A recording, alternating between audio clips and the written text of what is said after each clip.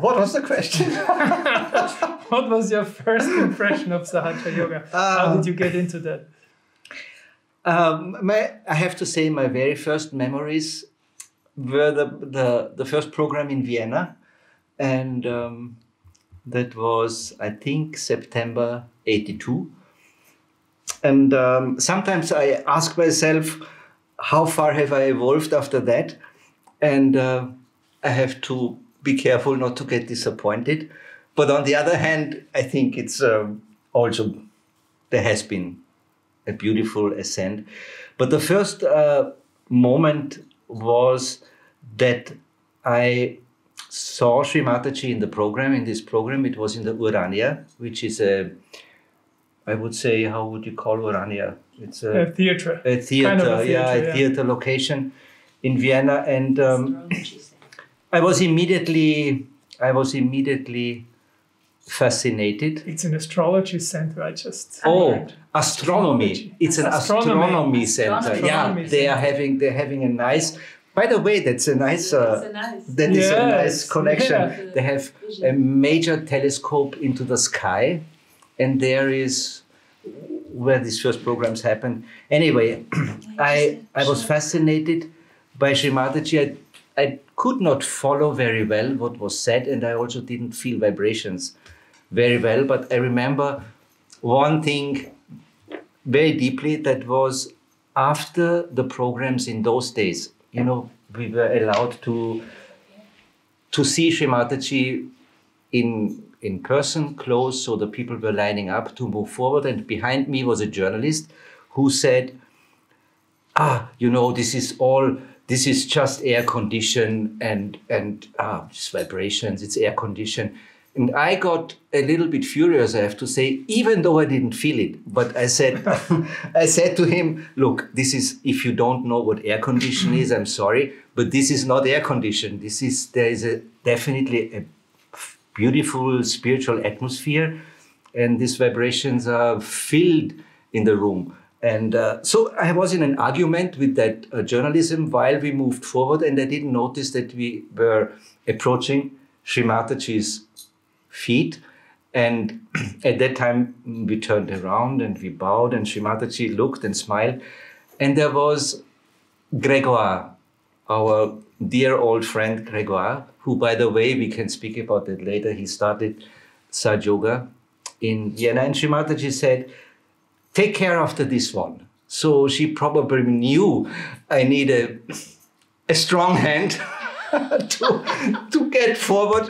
But this was I think that was my first encounter in Sahaj Yoga. With Sri Mataji also.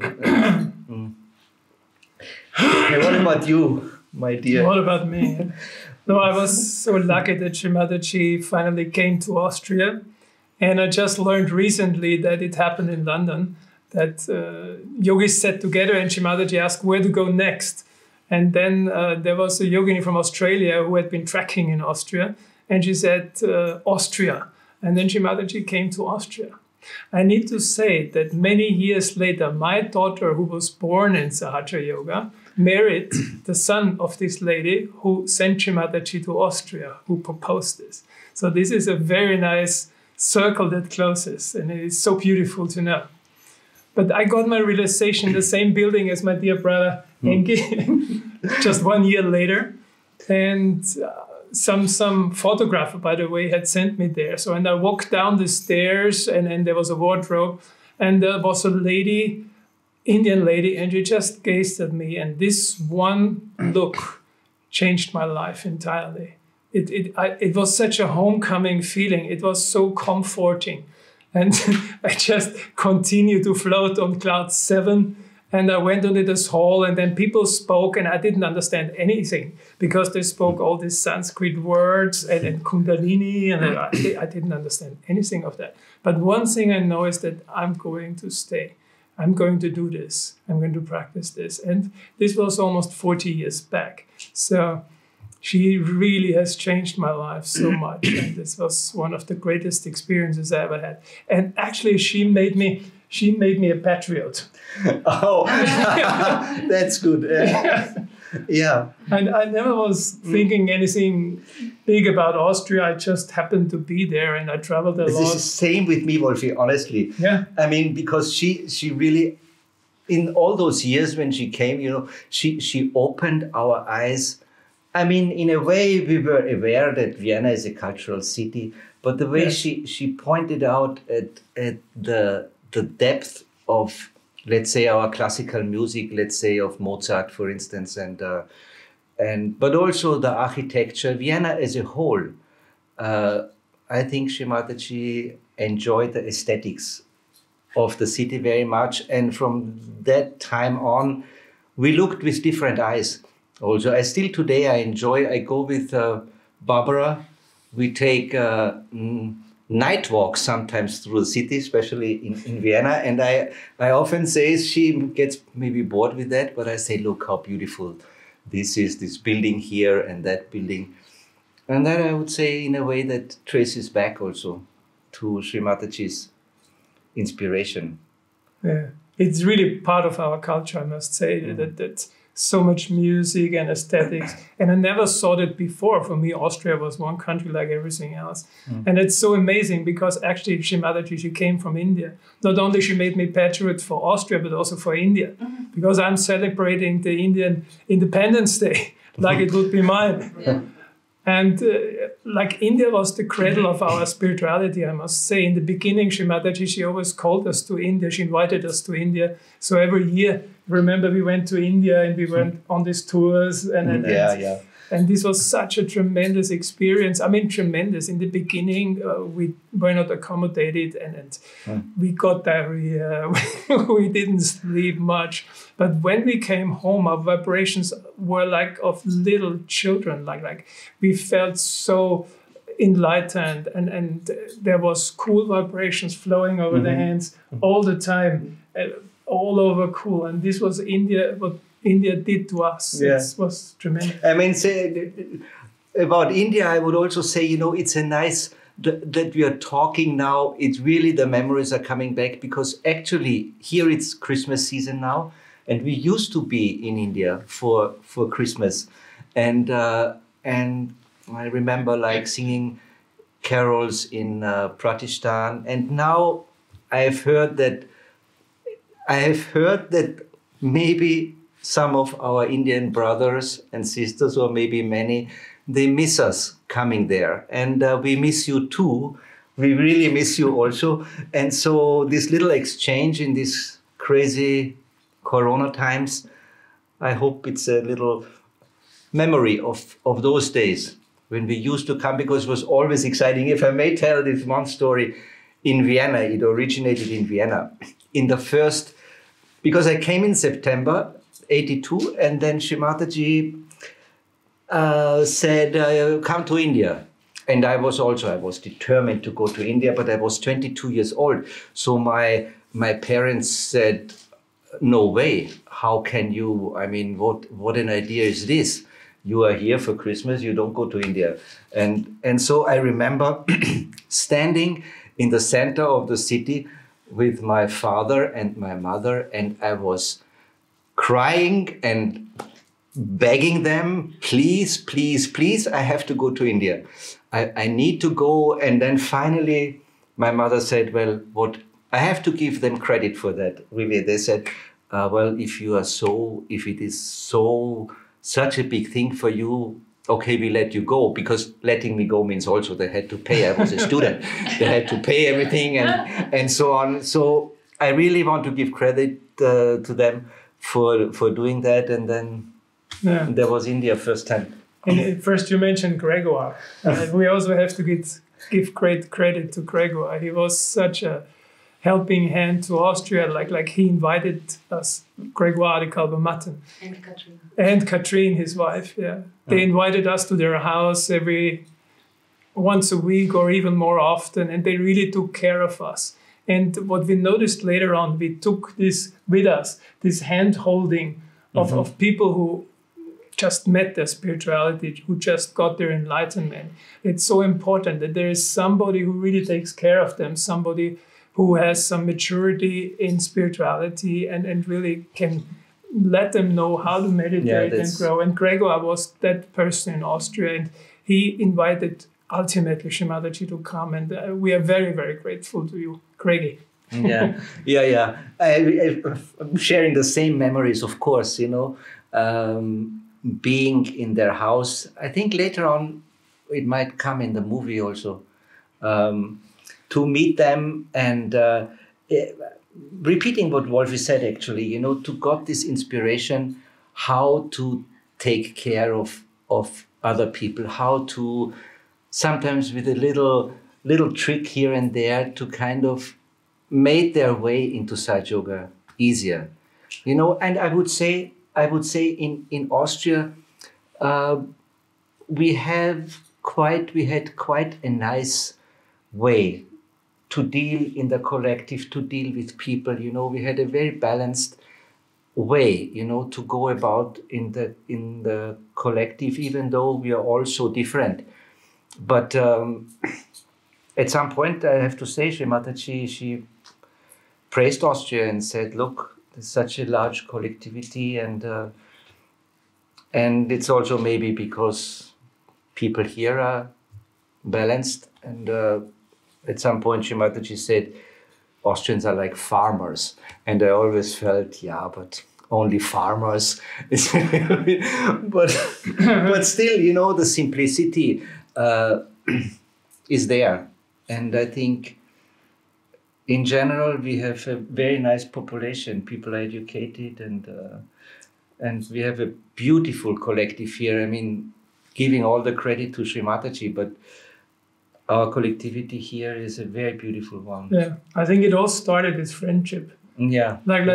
Also Gregor, he always tried to bring this friendship between people. Exactly. Yeah. This friendship between people, and I remember that after the programs we used to go to McDonald's. This is not an ad. Oh yeah. Even Shimadaji went to McDonald's with us at some point, and this was like obligatory. You just went there, and we enjoyed together. And this is somehow what I learned in Austria. Did this balance, and later on, Shimadaji also told us that our country represents the left navi, which is the principle of Kura Lakshmi, which is so balanced, which is she's sitting in the lotus and she's keeping the balance and she's inviting people. And I think that's pretty much when we are on the good side of our country, this is what we represent. We also have our dark sides. And but tell me. But I believe we pretty much the seed that was laid at that point by Gregoire was really helping us to develop. And also there was the Sri Ekadesha Rudra Puja in Austria, where Shimadaji explained to us that we are part of the void. And as part of the void, there have to be these anti-negative forces, and there have to be many. So it really kind of humbles me to understand that the reason why we are allowed to be many yogis and why we are allowed to be such a crowd is because this is the place where the divine wants us to be in the universe. And this is kind of the role. And didn't she create that name for Austria? Astra. What was this? Astra, she did. I mean, thinking about an Ekadesha Rudra Puja and that is how it fits the Astra, huh? So beautiful, and we offered all the astras. And the first puja we had was a Durga puja, remember? The Durga puja is, we were both not there. We were both not there. So we just could admire the videos afterwards. But this was also in Gregoire's home in those days. And I was also, it was the birthday, the puja was the birthday also of Machindranath. And I was always pondering, because I knew the name Machindranath is a very old name in the Indian history of the Naths. And anyway, it was all fascinating and amazing. And later on, how we became friends, with them all. It's a beautiful. And Sri Mataji, that's, I would say, it was one, not only in Austria, but one of her major desire was to make us real friends, to create a family. Sahaj Yoga has become a real family, much closer to us than our real families, so-called, I mean, the other families. But, and I remember she said, I don't know if she said that here, but she said, when you are together enjoying and laughing, I get my first blessings. That were Sri Mataji's words. And she always encouraged us to have ashrams.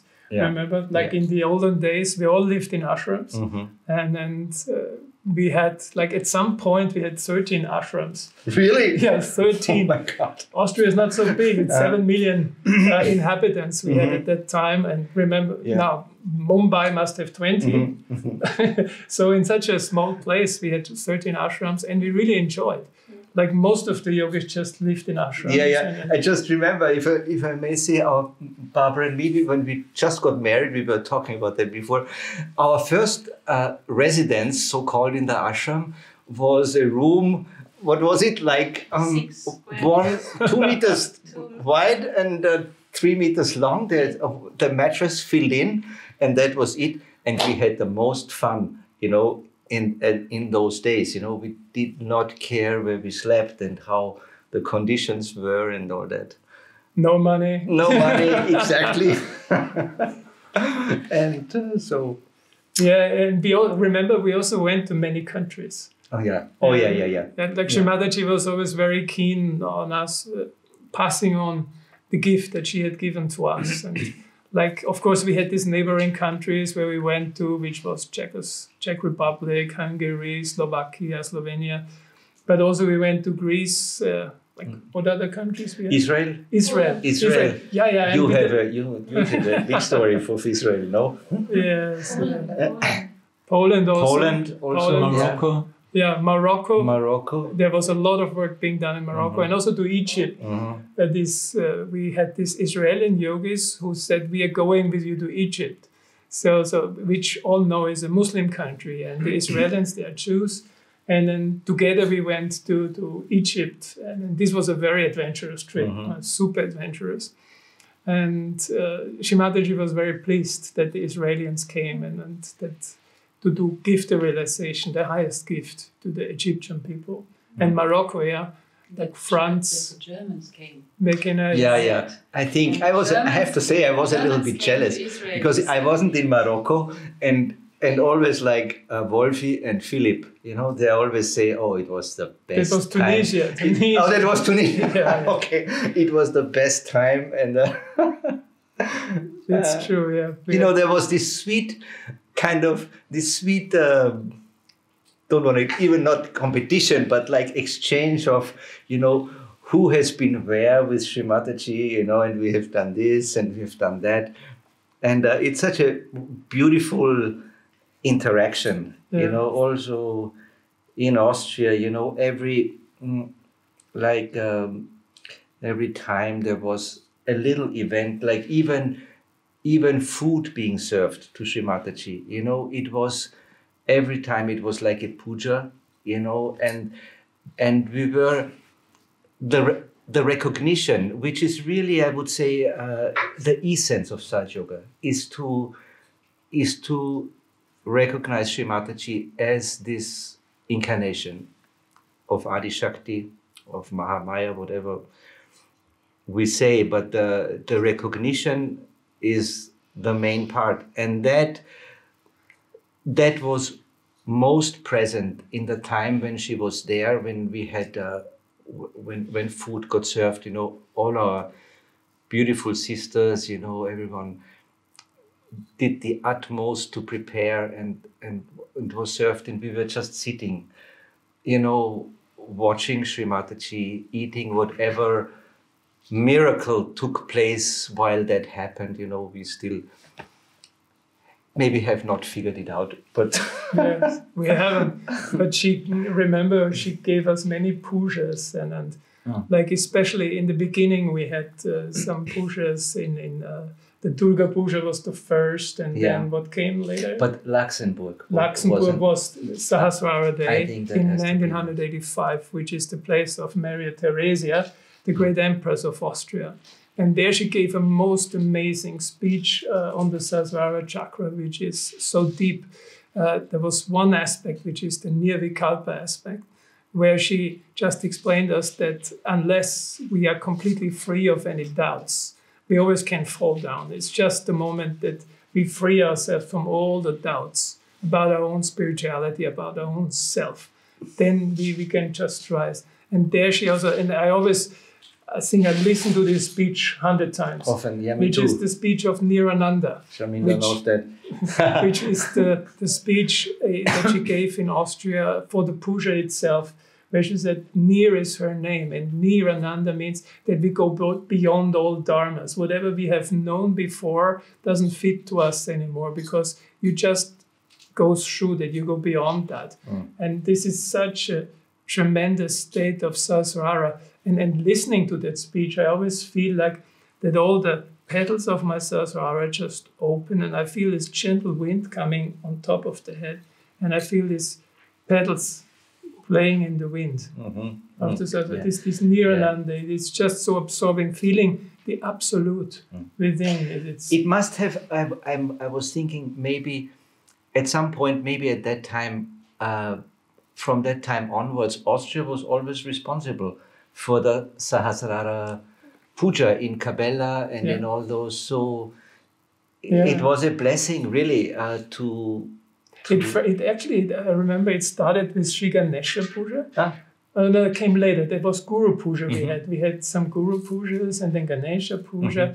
And then she started to give us the Kundalini pujas, which transformed into the Shri Adi Shakti puja, like all this evolvement. And then, as you said, then we always had the blessings of preparing and being host for Sahasrara puja, which is such a great blessing. And I mean, the Sahasrara, all that, I mean, if I take a little recount, the blessing of the knowledge of Sahaja Yoga, which is really the blessing we are imbibing even today, even more, because things become clearer and we are absorbing this tremendous knowledge of depth. And I mean, Sahaja Yoga is so full of blessings, not only this inner knowledge, but then also the friends we have, and everything integrates into that knowledge, pure knowledge and philosophy, about the Sahasrara. No one, even though the internet today is full of Kundalini, chakras, this, that, it's all mostly false knowledge. Blah, blah. No one can. And here we are, having this really touched the reality in a complete way, and I hope. And once we touched this reality, this was what I felt is then tremendous things are just working out. Like in one of the Sahasrara that you were part, so we brought some pieces of the magic flute, which is we sang and we had an orchestra, which is music of Mozart. Mozart is this great composer whom Sri Mataji loved very much. And we sang this music, and after Sri Mataji said, you should do this in America. Yes. And then we built a whole orchestra internationally. From Which year was that? What was 2000. 2000, okay. All over the world. And we went to America like more than 100 yoginis from all over the world. And we were there for 1 month in a hangar, and the rain was like all the time there. So it was so loud that we couldn't even rehearse. So it was such a amazing time of surrender and of finding the confidence. And before we left, I remember we sat together and we were planning the trip. And then we found out that we need 1.5 million shillings. There were shillings still. Shillings at that time, which was an amazing amount, and we had none. And then we came back from the trip with 100,000 shilling plus. And how that worked, nobody knows. But this is the miracle. If we just follow anything Sri Mataji tells us, she makes everything possible through the Sahasrara. such an amazing singer. You were there also. How was your experience? I played Wolfgang. He was a lead singer. You know, there's a keyboard part in the Magic Flute, you know, where you were tremendous. Yeah, nah. There was a keyboard part, we had several performances. And every time in this whole 1.5 hours of the opera, there were just like 2 minutes of my part or 3 minutes where I had to, at the right time, get in and play it right, you know. And after me came the choir, and they were always worried that Engelbert misses his part or plays it wrong. So they were all, the choir, they were all worried. And I have to say, I did mess up a little bit sometimes, but Shimadachi took part of the performance once. And of course, then it went perfect, no mistake, no nothing. And so another little part in the mosaic of the faith, you know, of the faith that Shimadachi, if there is, especially if we are in a crisis or if we are really worried, you know, and which makes our intensity to surrender more, then she is always there with the full might of the Shakti and all her help. In that whole preparation, there was one key moment for me. Like Shimadachi, at some point, he asked us, and how is it going, the preparations? And I said, I'm very confident, just by the way. Yeah. And then she kind of amplified and said, Wolfgang is very confident. And then later on, I just noticed what that means, to be confident if you do something. If you do something for the vibrations, for the spirituality, that confidence is such an important part, which I wasn't aware before. It's because she really amplified it. Oh, by the way, because you said Wolfgang, there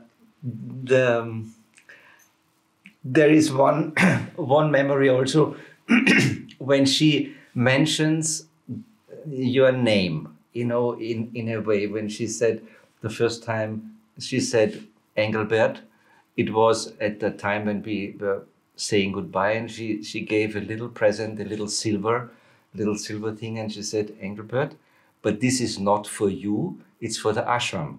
And that's she gave that. But the first time she said the name, you know, it went really through, very beautiful. And I have to say another memory regarding Wolfgang and the Magic Flute, where I have to say I was quite jealous about, because after the Magic Flute and this performance, you know, she came out and she really gave Wolfgang a kiss on the forehead, on the Sahasrara, or where was it? And that was, I said, oh, Shimadachi. But it was a beautiful moment also. And so, you know, this our Sahaj life is filled with that. You fill my eyes with tears, come on. These were great times. Yeah. Yes. And also at some point we got children, beautiful children. And then the question came up, what do we do with the children? How do we bring them up?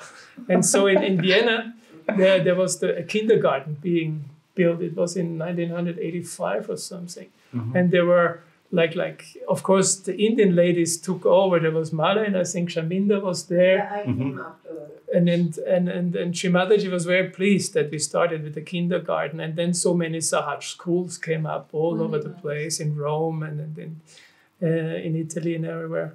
And our children, they don't have such an easy life in the Western countries, because people, they are not spiritual. And if somebody is a yogini, in India, it's something great. If you're a yogi, then everybody starts respecting you because you're a yogi. In our countries, it's different. If you say you're a yogi, then it's much difficult. There's a lot of difficulties for them, and especially our children, they suffered from that. And I remember there was once a big fair in Austria for ladies, lady fair, and the US decided to have a fashion show there. So they came with saris, with very dignified dress, and they got so much applauded. but the audience so much enjoyed it. And this did so good to them because their self-confidence, their self-esteem in society, that usually they are not respected so much because they're dignified. They don't do the rubbish that other children do. And then for the first time, they noticed that the huge audience enjoys them because they're dignified. And this was such an amazing landmark for them in their development. Yeah. I would say another blessing, you know, which we learned in Sahaj Yoga was this doing Sahaj Yoga programs, you know, inviting new people, making some programs. And I want to recall one story in the very early days, you know, where I was always reluctant to talk, felt shy and nervous to talk in front of people. She said, no, you do it, you have to do it, and so on. So, of course, I said, okay, if I faint on the stage, I don't mind, you know, but anyway, I'll do it. And then one of these first introduction talks, which I was giving, I had this, you know, we had this pointer in the hand to show the Kundalini and Dhyaya and to show the chakras with the pointer. And at some point, I was so shaking in my hand that I couldn't show the path of the Kundalini straight up. And I said, oh my God, what will the people think? And then I got this inspiration to say, which is of course true also, that the Kundalini doesn't move in a straight line. She goes, so I said, well, anyway, the Kundalini is not moving straight upwards. And so, you know, this little, it saved the day in a way, but it was always then afterwards, you felt it's such a blessing, you know, if you could, in those days, you know, when we could pass it on and give the realization. And always afterwards, we felt so ourselves probably much more elevated than the people who got the realization, because it was... and then it was the time, remember, when we started to give realization at business fairs. Oh, like up to that point, we only did programs, and then people came to the program. We spent a lot of money for postering, and then 4 people came. And it's not like in India. In India, you have thousands who come in. In our countries, you are very happy if you have 10 or 12 coming around.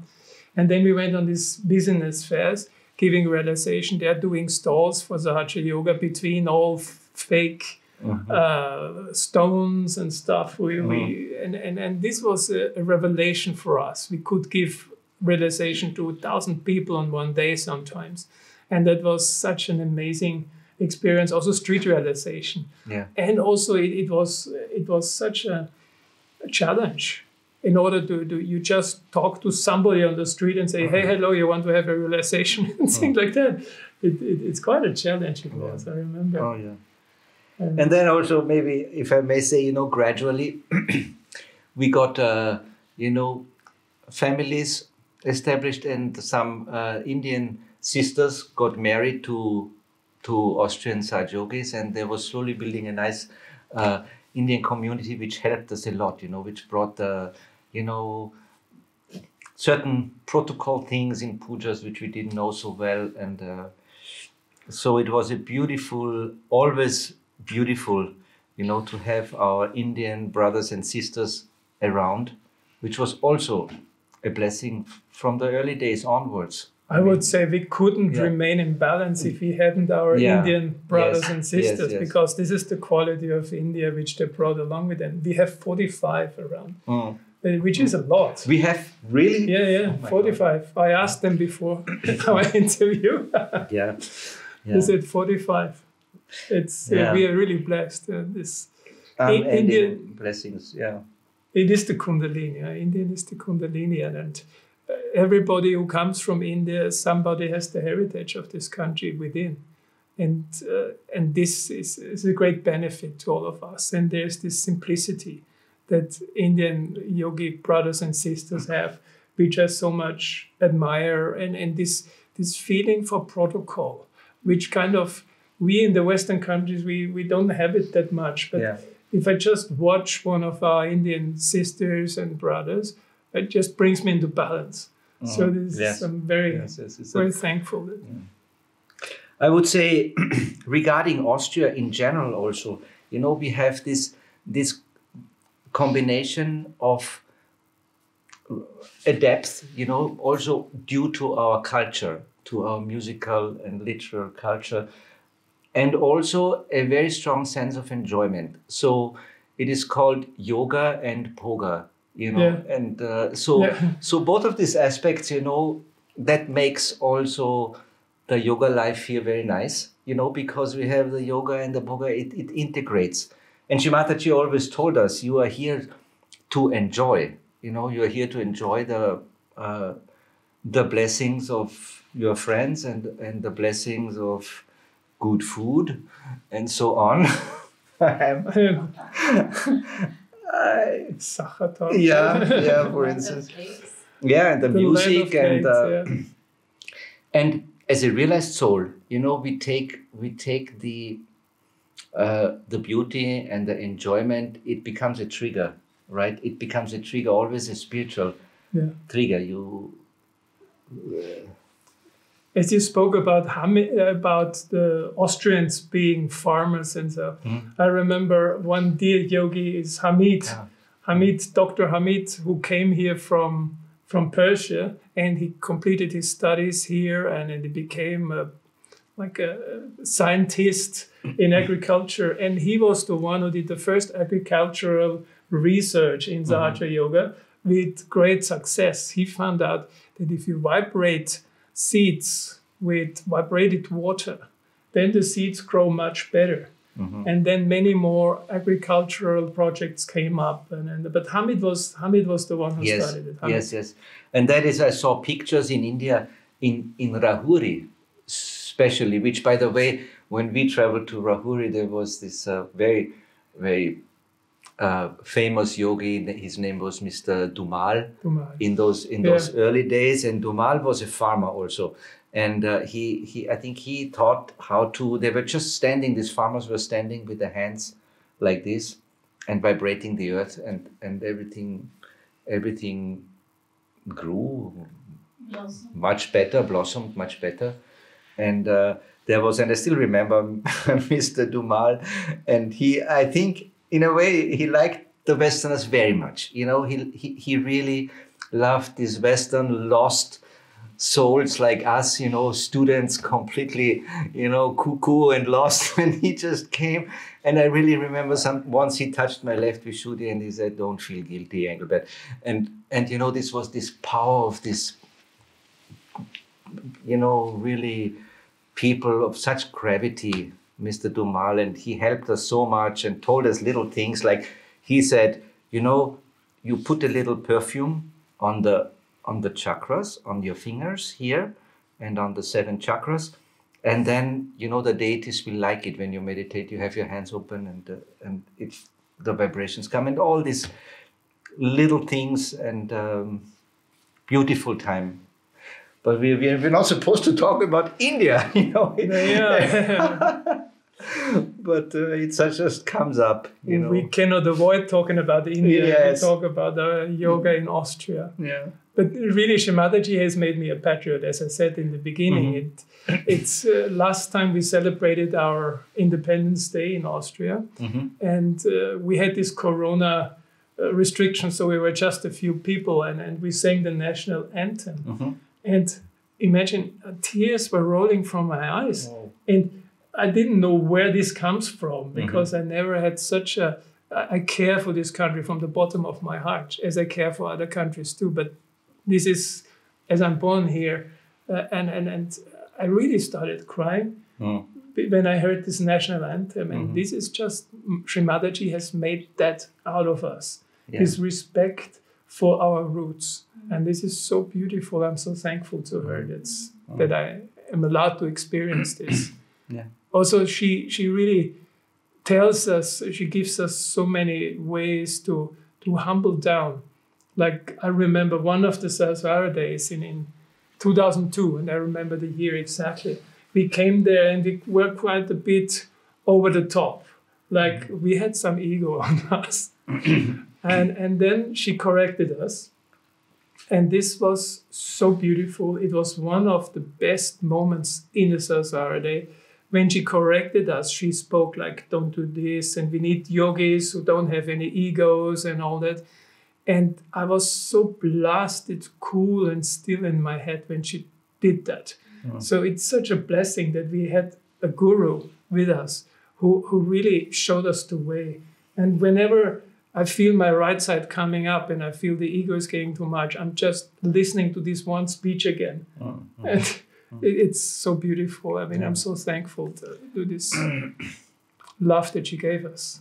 And she always forgave us. We did so, I remember we didn't understand so much. We had actually no clue. And still she was so compassionate with us. She always brought us through our difficult times, may it be the studies, may it be diseases, personal problems, whatever. She just, with all her love, she's taking us out. And the only point is the meditation. I feel as soon as I meditate, as soon as every day I try to experience my own depth, my own connection to the mother, then everything works out. Everything works out. Even politically in the country, whatever we do, like, I don't want to talk about politics, but it just works out without doing anything. We don't have to run on the streets with any posters in our hands and say, bring down this person or that person. It's just by the power of our silence, it works out. And Shri Mataji has said that really, that sometimes it's not easy to come, to open the door fully for everyone, to say whatever is, who Shri Mataji is, what's going on. But sometimes it's just the connection you give, the love, and the people think, oh, how nice is that, what the dimension. They don't realize it fully, but it's also a way of spreading Saj Yoga, to be whoever we meet, to convey our nature, because we have,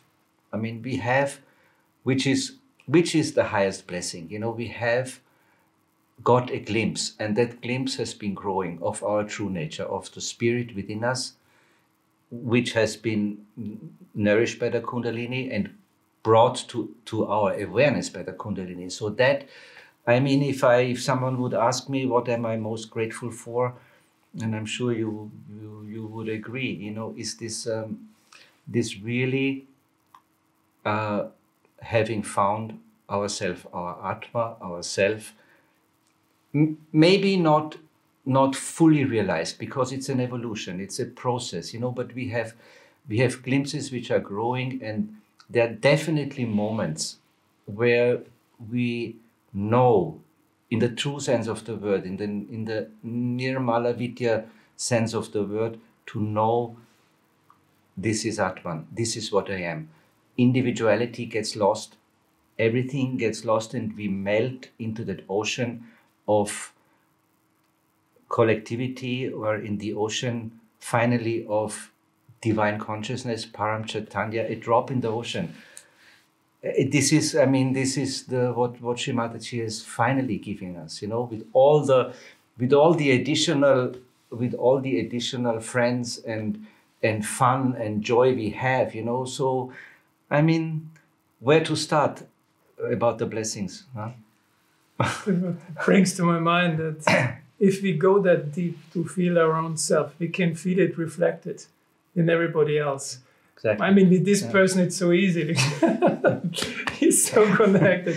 But also with other persons, you can feel or enjoy the self in somebody else, which is the same as my own. And I really pray that in Satya Yoga, we can all experience this, that there's no more fighting, that we feel the spirit in everybody. We feel the love that is the mirror of the divine within our hearts, and which resides in every heart. Beautiful final word, I would say.